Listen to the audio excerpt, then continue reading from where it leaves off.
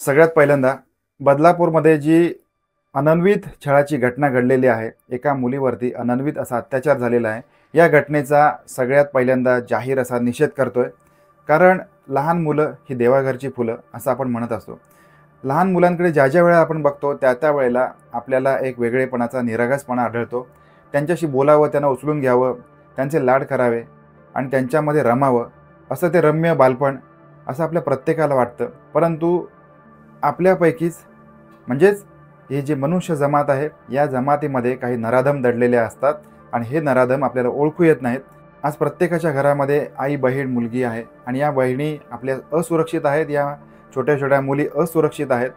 मुंबईसारख्या शहरांमध्ये किंवा गावखेड्यांमध्ये का असेल, आजकाल प्रत्येक ठिकाणी अशा अनन्वित अत्याचाराच्या घटना आपल्याला आढळून येत आहेत आणि कुठेतरी याचा पायबंद झाला पाहिजे.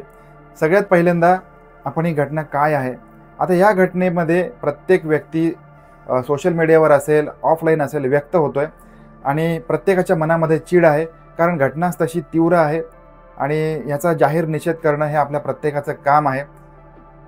बदलापूर याच्यामध्ये एक आदर्श विद्यालय आहे. या विद्यालयामध्ये एक विद्यार्थिनी शिकते. तिचं वय वर्ष आहे, साधारणपणे 4 वर्षाची मुलगी, आणि ती तिच्या घरी गेलेली आहे. आणि घरी जाऊन तिने तिच्या आईवडिलांना सांगितलं आहे की तिला तिच्या प्रायव्हेट पार्टमध्ये काहीतरी दुखतं आहे, मुंग्या चावल्यासारखी तिला वाटत आहे. त्याच्यामुळे मग तिच्या ज्या घरच्यांनी ताबडतोब त्या मुलीला डॉक्टरांकडे नेलेलं आहे आणि डॉक्टरांनी जे सांगितलं त्याच्यानंतर तिच्या आईवडिलांच्या पायाखालची जमीन सरकल्याशिवाय राहिली नाही. डॉक्टरांनी जे निदान केलेलं होतं ते निदान असं होतं की तिच्या प्रायव्हेट पार्टमध्ये जखमा आहेत. आणि मग हे सगळं ऐकून हे कसं काय होऊ शकतं, कारण अत्याचाराशिवाय ही गोष्ट शक्य नाही. त्याच्यामुळे मग ताबडतोब तिचे जे पालक आहेत त्यांनी पोलीस स्टेशन गाठलेलं आहे आणि पोलिसांना याची खबर केलेली होती. आता पोलीस ॲक्टिव्ह झालेले आहेत. पोलिसांनी त्यांच्या दृष्टिकोनातून तपास सुरू केला आहे. या संदर्भामध्ये या मुलीसोबत जो अत्याचार झालेला होता, कुठे घडलेला होता, किंवा या संदर्भामध्ये आता अधिक तपास सुरू झालेला होता. त्यावेळेला एक नाव असं समोर येतं होतं की अक्षय शिंदे याच्याकडून हा अत्याचार झालेला होता. आणि हा अक्षय शिंदे या शाळेमध्ये शिपाई म्हणून काम करत होता. आता साधारणपणे 15 दिवसा अगोदरच ही व्यक्ती रुजू झालेली होती आणि त्या व्यक्तीकडून असा अत्याचार झालेला होता. या अक्षय शिंदेला शाळेतली सगळी मुलं काठीवाला दादा असं त्याला संबोधन करायचे. कारण हा साफसफाई करताना जी काही काठी वापरत असेल किंवा जे इक्विपमेंट वापरत असेल त्याच्यामध्ये काठीचा समावेश होता. त्याच्यामुळे काठीवाला दादा असं सगळेजण म्हणायचे. आता या सगळ्या गोष्टी इथपर्यंत सगळ्यांना माहिती आहेत. त्याच्यानंतर अक्षरशः संपूर्ण महाराष्ट्र राज्यच नव्हे, संपूर्ण देशव्यापी याच्या विरोधात प्रत्येकजण व्यक्त होतोय आणि अनेक ठिकाणी आंदोलनं सुरू आहेत. बदलापूर तर अतिशय त्यावेळेला पेटून उठलेलं आहे आणि 300पेक्षा जास्त लोकांवरती गुन्हे दाखल झालेले आहेत. अनेक पोलीस देखील या प्रकरणामध्ये जखमी झालेले होते. आता ही अशी ही घटना घडून गेलेली आहे आणि याच्याविषयी जास्तीत जास्त शिक्षा ही आरोपीला व्हावी असं प्रत्येकाला वाटतंय. आपल्याला सगळ्यांनासुद्धा या बाबतीत ही भावना आपल्या प्रत्येकाच्या मनामध्ये आहे.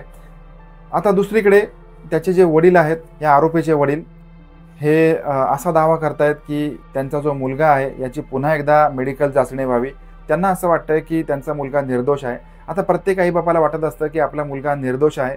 आता याच्यामध्ये अधिक तपास सुरू आहे. त्याच्यामुळे याच्याविषयी अधिक काही बोलणं तेवढं संयुक्तिक ठरणार नाही. ज्यावेळेला पोलिसांनी त्याच्या घरची तपासणी केली त्यावेळेला त्याच्या घरामध्ये काही खेळणी आढळलेली आहेत, लहान मुलांची खेळणी आढळलेली आहेत.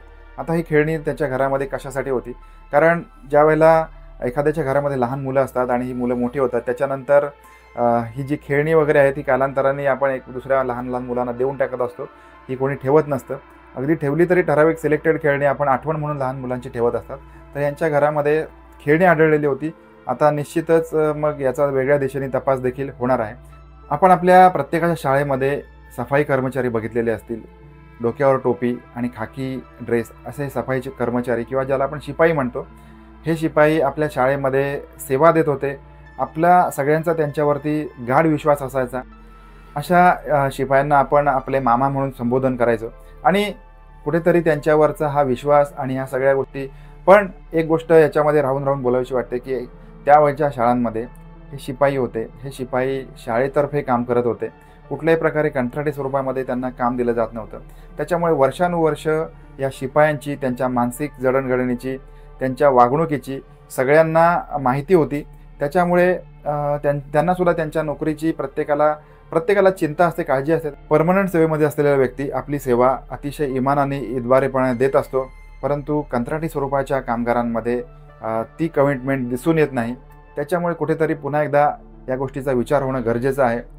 या प्रकारच्या प्रत्येक ज्या संस्था आहेत, या संस्था पैसे तर कमवत असतात, परंतु ज्या वेळेला नोकर भरती करण्याची वेळ येते त्यावेळेला बाकी अन्य जबाबदारी नको किंवा इतर काही त्याला बेनिफिट द्यायला नको, या कारणासाठी म्हणून कंत्राटी स्वरूपामध्ये अशा स्वरूपाचे कामगार घेतात आणि त्याच ठिकाणी हा घात होतो. कारण वर्षानुवर्ष काम करणारी एखादी व्यक्ती किंवा कामगार असेल, त्याच्याकडे बघण्याचा दृष्टिकोन, त्यांनी मिळवलेला विश्वास, या गोष्टी वेगळ्या असतात. आणि जी व्यक्ती कंत्राटी स्वरूपामध्ये काही काळासाठी आलेली आहे, त्यालाच देखील माहिती असतं की मी काही काळ इथे काम करून मला दुसरीकडे जायचं आहे. त्याच्यामुळे कुठेतरी या गोष्टीचा विचार गांभीर्याने व्हायची गरज आहे. त्याचबरोबर जी व्यक्ती तुम्ही कामावरती घेताय तिची मेडिकल टेस्ट घेणे गरजेचं आहे. त्याचा मेंटल फिटनेस कसा आहे हे तपासणं गरजेचं आहे. त्यानंतर नियम आणि बंधनं त्या संस्थेमध्ये काय काय आहेत, या सगळ्याची या कामगारांना पुरेपूर जाणीव करून देणं हे देखील तितकंच गरजेचं आहे. अन्यथा अशा स्वरूपाच्या घटना कायमस्वरूपी घडत राहतील आणि आपल्यासारखे जे पालक आहेत हे या घटनांमधून भरडत राहतील. हे सगळं टाळायचं असेल तर या गोष्टी कुठेतरी गांभीर्याने करणं गरजेचं आहे. इतके सारे पालक जर का या गोष्टीचा विचार करत असतील तर निश्चितच त्याच्यातून काही ना काहीतरी चांगलं बाहेर पडेल. आणि या सगळ्या गोष्टी जर का काही वाईट असेल तर आपल्या सगळ्यांच्या निदर्शनास येतील आणि आपण त्याच्यावरती ताबडतोब अशी कारवाई करू शकतो. आता माझ्या बुद्धीला पटेल त्याप्रमाणे ही घटना मी मांडण्याचा प्रयत्न केलेला आहे. याच्यामधून उद्देश असाच आहे की या घटनेमधून आपल्याला काहीतरी शिकायचं आहे. ही घटना सांगण्यामागचा उद्देश एवढाच होता की जे घडून गेलं त्याला आता आपण पुन्हा मागे आणू शकत नाही, रिव्हर्स करू शकत नाही. परंतु अशा स्वरूपाच्या घटना घडू नयेत त्याच्यासाठी म्हणून आपण कशा स्वरूपामध्ये सावध राहायला पाहिजे, एवढंच सांगण्यामागचा उद्देश होता. भेटूया पुन्हा एकदा रात्रीबरोबर 9 वाजता नवीन क्राईम स्टोरीमध्ये. तोपर्यंत काळजी घ्या. धन्यवाद.